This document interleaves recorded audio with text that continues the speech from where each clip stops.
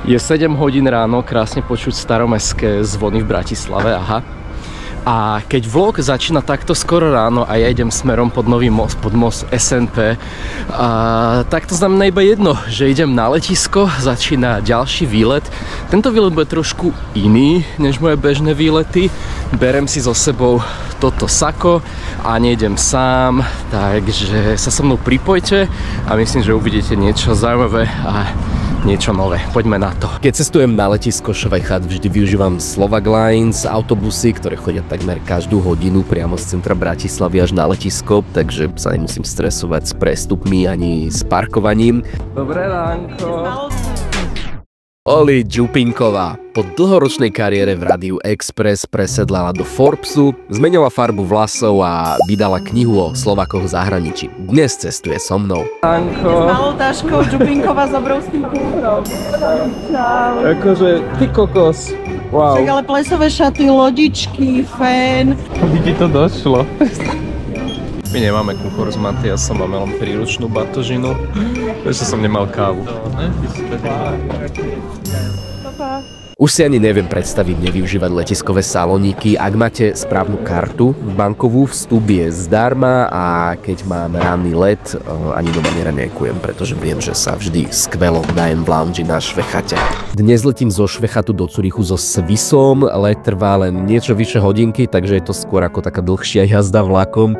Swiss je známy svojim precízným servisom a samozrejme čokoládou. Modlil som sa, aby neriešili, že okrem príručnej batožiny beriem aj sako, no nikoho na gate to nejako nevyrušovalo. Zürich je vstupnou bránou do Švajčiarska, krajiny preslavené nielen hodinárstvom a bankovníctvom, ale aj neuveriteľne presnou dopravou. Sme prešli z letiska vlakom na Zürich Hauptbahnhof, na hlavnú stanicu. Ideme sa ubytovať do hotela, aj keď check-in je až od 2, teraz je 12 hodín, takže pri náhorku tam zložíme nejaké veci. Za toto je inak v Dubrovníku pokuta, keď ťaháte kufor po týchto oných. Ale možno keby som mala dvoch gentlemanov, tak by ho mohli odniesť. Ja mám sako, ja mám tašku, Matias, my ti hľadáme hotel. Máme hotel v úplne takomto ultrahistorickom centre. Volá sa Altstadt Hotel. Nechali nás sa začekovať, máme takúto spoločnú veľkú izbu, ale iba na jednu noc v Curychu, lebo sme tu iba do zajtra, zajtra sa presúvame ďalej. Tam už máme asi každý vlastnú izbu, nie? Áno, dúfam.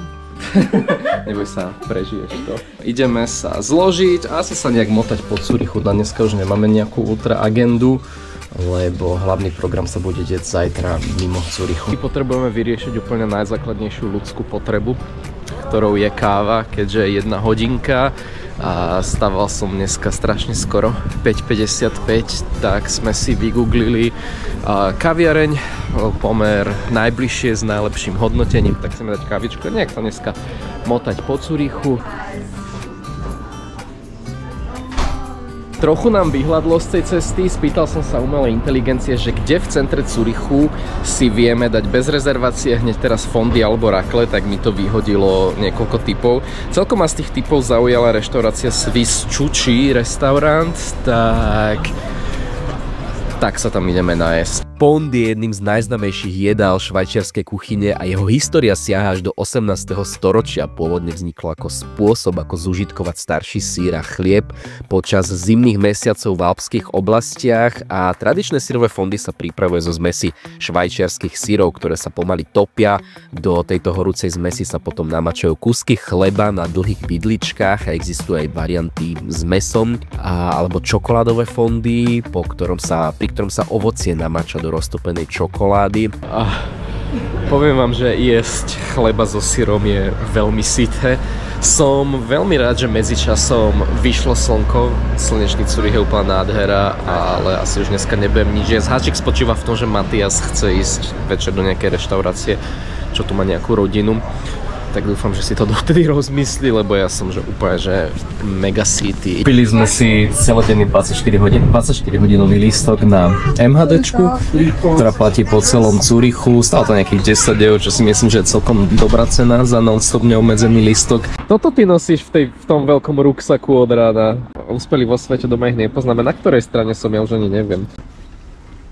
Tam sú vlastne rozhovory so Slovakmi v zahraničí, ktoré si v rámci svojej práce v Rádiu Express robila. Áno, počas 10 rokov. Toto je kapitola cestovania. No, paradička.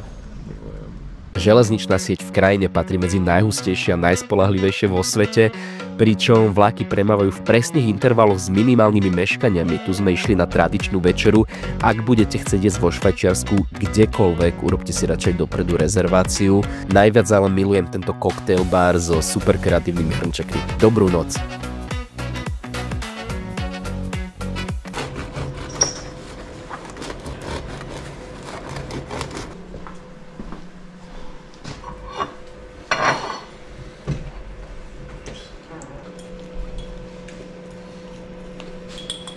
Normálne som si zobral foťák, lebo naposledy, keď som bol v Zürichu minulý rok v máji, tak som mal škaredé počasie. To bola tá kampaň v rámci letiska Košice, keď Swiss začal prevádzkovať priame lety medzi Zürichom a Košicami.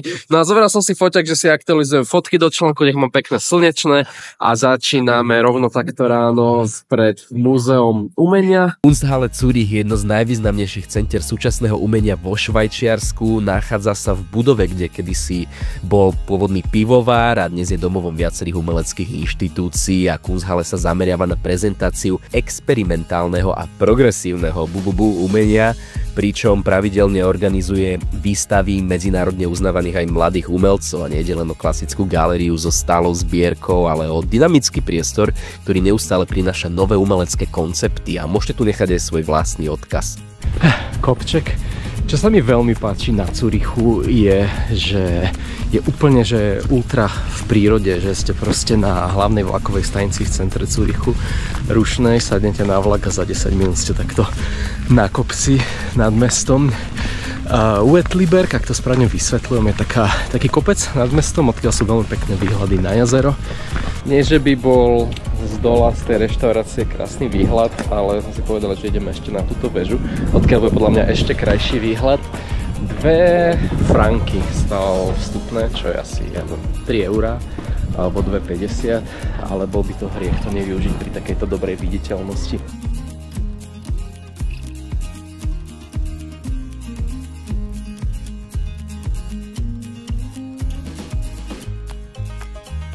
Ak stíhate, dajte si pľahu po Zürichsee. Jazero sa rozprestiera na dĺžke približne 40 km a ponúka uchvatné výhľady na alpské vrcholy a samotné mesto. Zaujímavosťou je aj možnosť plaviť sa po jazere trajektami, ktoré pravidelne spájajú Zürich s okolitými mestami a dedinkami. Ok, najbližšia loďka ide až o 16. Teraz je 15:00, takže ideme asi na vlak, zobrať si veci na hotel, kde ich máme odložené a presunúť sa do inej časti Švajčiarska. Na vrchole jednej z veží kostola Grossmünster sa nachádza socha svätého Mauricia, ktorá je známa tým, že v minulosti slúžila ako navigačný bod pre lodiarov na jazere Zürich. Bolo to preto, že socha je viditeľná zďaleka a tak pomáhala ľuďom orientovať sa na vode.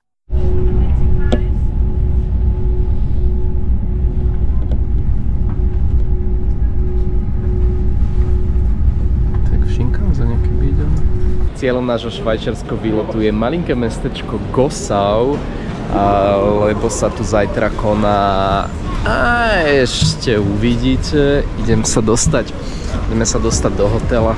Odporúčila mi Oli Čupi takú aplikáciu, myslím, že je česká alebo slovenská, nie som si teraz úplne istý, a volá sa, že European Coffee Trip. A spočíva vlastne v tom, že keď máte radi fakt, že dobrú kávu, tak tam sú vyznačené veľmi dobré kaviarne po celej Európe. Veľmi dobre myslím, že tam nemajú nejakú Julius Meinl kávu, ale také akože rôzne všelijaké také moderné kavičky, espressa, flat whitey, beče, nitra a podobne. Tak podľa toho teraz aj chodíme. V kláštornej knižnici v St. Gallen nájdete cenné rukopisy a historické knihy, aj takýto globus, a je to miesto, kde sa uchovávali dôležité náboženské a filozofické texty, ktoré formovali vzdelanie v stredoveku. Dnes je knižnica prístupná verejnosti, konečne sa tu aj môže natáčať a poskytuje návštevníkom možnosť ponoriť sa do fascinujúcej histórie kláštora a jeho intelektuálneho dedičstva. Tento kláštor bol pôvodne založený v 8. storočí a zohrával dôležitú úlohu v celkovom náboženskom aj kultúrnom živote regiónu. Zaujímavosťou je, že tento benediktínsky kláštor je jeden z najvýznamnejších v celej Európe, hoci neviem na základe čoho sa posudzuje významnosť, ale minimálne patrí do svetového dedičstva UNESCO, samozrejme. To stačí sa na to pozrieť a človek hneď vidí, že? A pikoškou o kláštore v Gossau je, že v stredoveku tu pôsobil aj vinársky podnik, ktorý položil základy tradičného švajčiarskeho vinárstva. Niektoré z pôvodných pivníc sa používajú dodnes na výrobu miestnych vín. Veľmi pekné mesto je tento St. Gallen, také na jedno do obede, keď tu budete, určite nesmiete vynechať tieto veci, čo sme tu práve videli. A ja sa idem chystať na večer, ide sa konečne diať to, kvôli čomu vznikol tento vlog a kvôli čomu sme pricestovali do Švajčiarska. Chystačky sú už vo veľkom. Dôvod, prečo sme celá táto delegácia vycestovali do Švajčiarska je ale celkom zaujímavý. Totiž to mne pred nejakým časom, dávno to už bolo, došiel mail, tak idem vám ho prečítať, hej. Dobré ráno, Milane, sem Šárka a zdravím vás ze Švýcarska. Zhruba před rokem som poviežila svoju kolegyni Katažinu, aby sa s vami spojila s pozvánkou na náš krajanský ples, ktorý spoločne požádame ve Švýcarsku. Ples na kraji města, ein Tanzbal am Rande der Stadt sa koná poslední únorovou sobotu v meste Gossau. A myslím si, že rozhodne nie sme žádný vesnický Thunderball s papírovými úbrovsky a petkou kofolí na špinavém stole. Naši umělci i hosté jsou u nás rádi a potešením se k nám vracají. Pokud jsem vás budila aspoň trošičku záujmu, byla bych velice ráda, kdybyste přišel. Voilà, som vo Švajčiarsku v meste Gossau, lebo vo Švajčiarsku žije obrovitánská komunita Čechov a Slovákov a raz ročne si tu poriadajú, organizujú krajanský ples, tak som veľmi poctený, že sa ho môžem zúčastniť, idem sa nachystať a poďme si zatancovať. Oli, čo si mi to dala? Was ist das? Kúsok domova, kamkoľvek sa vyberieš, vezmi si kúsok domoviny. Toto znelo jak nejaký marketingový brief. Ale nie, veď je to tak, pre Slovákov zahraničí domovinu, vieš. Počkaj, my máme. Tak si poďme dať, čakáme na odvoz aktuálne. A ideme plesovať. Hovorí sa plesovať správne? Plesať, tak ideme plesať. Tak na ples na kraji lesa. Tak, na kraji mesta. Ples na kraji mesta. Na zdravie. Oli, už si kráčala po červenom choberci? Áno, bežne. Aha, dobre, tak tu máš jeden ďalší. Práve sme došli, potočili sme sa, ideme si ešte tuto urobiť nejaké fotky a tancovať, plesať, nie? Jaký sme pekní. Som sa veľmi Milan, či vieš tancovať valčík? Tak to je jednoduché, tam sa to takto hýbeš, nie? Nie.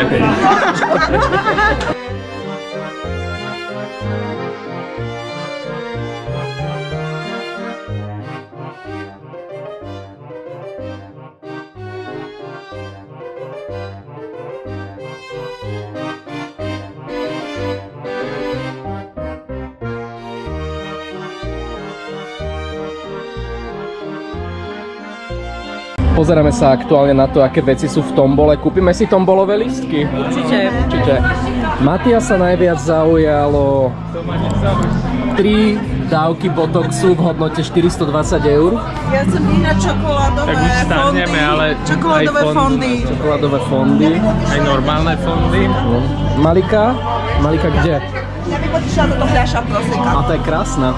A je tu aj Oli tvoja kniha, nie? Áno, počkaj. 62. Tuto je vlastne taška, aj kniha samozrejme. Padá to, ale aby ste videli, hej.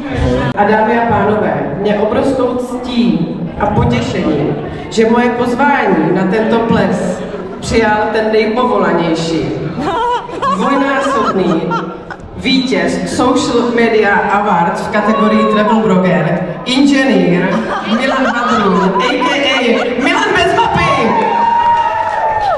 Jak se ti to teďka zatím líbí? Veľmi, ja som veľmi rád, že si ma pozvala, ďakujem veľmi pekne, že sa to tento rok podarilo, lebo minulý rok sa to nepodarilo. A aj to krásne, akože páči sa mi vidieť, ako veľa Slovákov a Čechov žije v Švajčiarsku, v zahraničí a ako sa tu každoročne už v rámci tej vašej tradície stretávate už 3. rok po sebe, tak dúfam a verím, že táto tradícia bude pokračovať ešte veľa rokov dopredu. Já jsem hrozně ráda, že tady seš.